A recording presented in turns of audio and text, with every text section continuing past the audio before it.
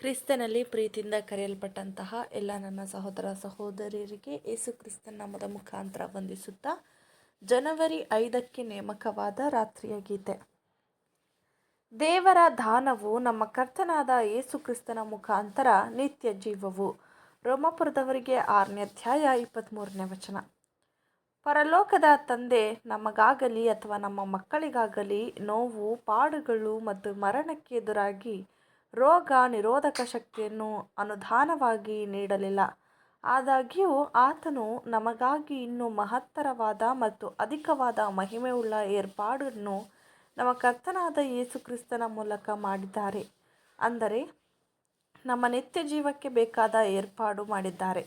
ಆದರೆ ಈ ದಾನವನ್ನು ಯಾರೆಲ್ಲ ಈಗ ಅಥವಾ ಭವಿಷ್ಯದಲ್ಲಿ ದೇವರಿಗೆ ಮತ್ತು ಮನುಷ್ಯನಿಗೆ ಉದಾರತೆ, ನಂಬಿಕೆ, ಪ್ರೀತಿಯನ್ನು ಬೆಳೆಸಿಕೊಂಡು ಉದಾಹರಣೆಯಾಗಿ ಜೀವಿಸುತ್ತಾರೋ ಅಂಥವರಿಗಾಗಿ ಮಾತ್ರ ಮೀಸಲಾಗಿ ಇಡಲಾಗಿದೆ.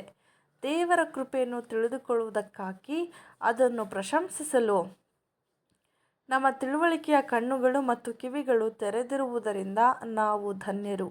ಈಗ ಕ್ರಿಸ್ತನ ಶಾಲೆಯಲ್ಲಿರುವ ನಾವು ಆತನ ಆತ್ಮದ ಫಲಗಳನ್ನು ಮತ್ತು ಕೃಪೆಯನ್ನು ಬೆಳೆಸಿಕೊಂಡು ನಮ್ಮ ಕರ್ತನ ಸ್ವರೂಪವನ್ನು ಹೊಂದುವವರಾದ ನಾವು ಧನ್ಯರು. ಅಂಥವರಿಗೋಸ್ಕರವೇ ರಾಜ್ಯವೂ ಸಹ ಬಾಧ್ಯಸ್ಥಿಕೆಯು, ಆಶೀರ್ವಾದಗಳು ಮತ್ತು ಸವಲತ್ತನ್ನು ನೀಡಲಾಗುತ್ತದೆ. ನಿತ್ಯ ಜೀವಕ್ಕೆ ಮಾತ್ರವಲ್ಲದೆ ಕ್ರಿಸ್ತನೊಂದಿಗೆ ಸಹ ಬಾಧ್ಯಸ್ಥಿಕೆಯೂ ಸಹ ದೊರೆಯುತ್ತದೆ. ಲೋಕದ ಸಾಮಾನ್ಯ ಜನರಿಗೆ 1000 ವರ್ಷದ ಯುಗದಲ್ಲಿ ಅವರು ನಿತ್ಯ ಜೀವವನ್ನು ಪಡೆಯುವುದಕ್ಕೆ ಯೋಗ್ಯರಾಗಬೇಕಾದರೆ ಕರ್ತನ ಆತ್ಮದ ಫಲಗಳನ್ನು ಮತ್ತು ಕೃಪೆಗಳನ್ನು ಬೆಳೆಸಿಕೊಳ್ಳಬೇಕು.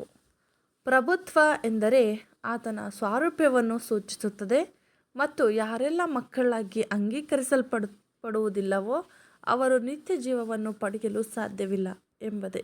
ಆಮೆನ್.